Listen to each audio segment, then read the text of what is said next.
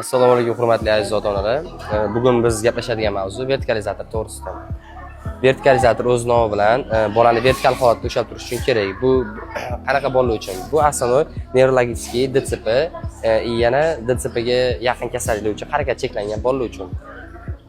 Bundan vertikalizatordan asosiy maqsad bolani vertikal holatda ushlash. Buni foydali taraflari vertikal holatda turgan bolada qonlanish yaxshiladi, ovqat hazm qilish, keyin o'zi samosatdan turmaydigan bolalar uchun o'zini besini his qilishni o'rgatadi.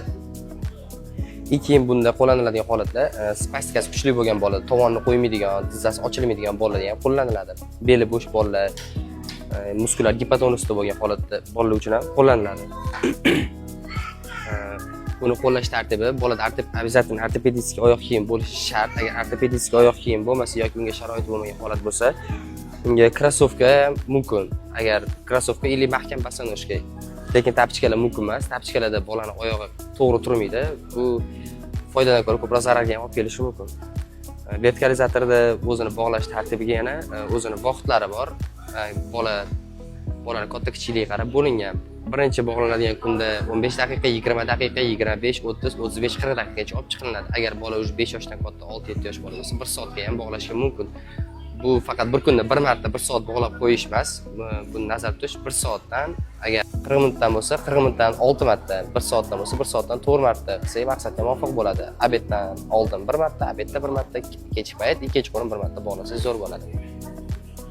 Keyin vertikalizatorga bog'lagandan keyin agar bolada kuchli yig'loq bo'lsa, iloj bo'lsa uni tezroq yechib olish kerak. Ba'zi bolalarda kuchli yig'ida bolada ko'karib ketish, nafas etmay qolish holatlari kuzatiladi. Keyin sudragisi bo'lgan bolalarda ham ko'p bog'lab olish mumkin emas. Agar yig'lagan bo'lsa, agar yig'lamagan bo'lsa, обязательно bog'lash kerak. Ko'p tursa yaxshi. Bola kichkina bo'lsa uni kam miqdordan, masalan 20 daqiqadan 6-7 marta, agar bola kattaroq bo'lsa, uje 40 minutdan boya aytib o'tgandek ko'proq bog'lasak to'g'ri bo'ladi. Bola vertikalizatorga turgandan keyin o'zi ota-ona o'zi sezadi. Bola o'zini besini his qilgandan keyin bellarda qotishlar boshlanadi. O'zini samosatdan tutish uchun keyin bunga bog'laganimizda shunaqa bog'laymiz, tizzalarini chiqarib bog'laymiz. Bola o'zini besini to'liq his qiladi. Hozir men bitta bolada buni to'g'ri bog'lashni ko'rsataman. Valik tayyorlab olamiz. Bunda kattaroq bola bo'lgani uchun unga kattaroq valik tayyorladik. Kichkina valik bo'lsa, yaxshi his qilmas edi. Xo'sh, tizzalarni orqasiga qo'yib olamiz, tomonlarini tekizib olamiz. Keyin tizzalarni обязательно oralarini ochamiz. Nega desa, smirna turgan holatda ham to'g'ri kelmaydi. Oyog'idan boshlab bog'lashni boshlaymiz. Bunga обязательно elastiklik bint bo'lishi shart, boshqa narsa to'g'ri kelmaydi. Iloji boricha tarangroq qilib bog'laymiz, qisibroq. Tizzalarni 2 martadan o'tkazganimiz maqsadga muvofiq.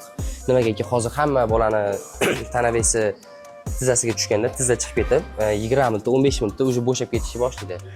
Masalan, bunaqa bola holatdagi bolalarni 1 soatdan bog'lab qo'ysak ham bo'ladi. Nega desa, uje buni yoshi kattaroq, keyin yig'lashlari yo'q.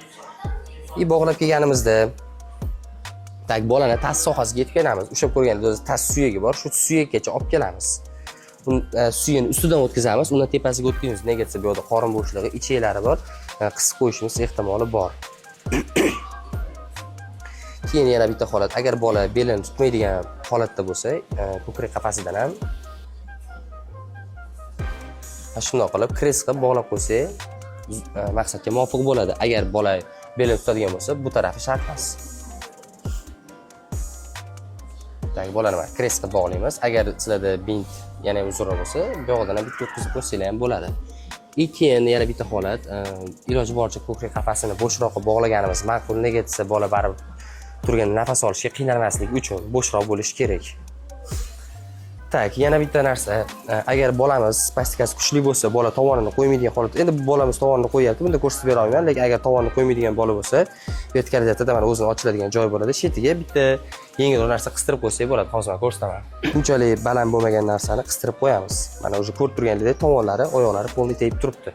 Oyoqlari orasi ochiq holatda, tazigacha chiroyli qilib bog'langan, yelkalari bog'langan. Yana bitta shunday holat, agar bolada boshini ham tutmaslik bo'lsa, agar yengilroq rezinkadanmi tasma qilsanglar, peshonadan bog'lab qo'ysanglar bo'ladi. Agar kamdan-kam holatlarda. Ushlab qo'yamiz. Xo'p.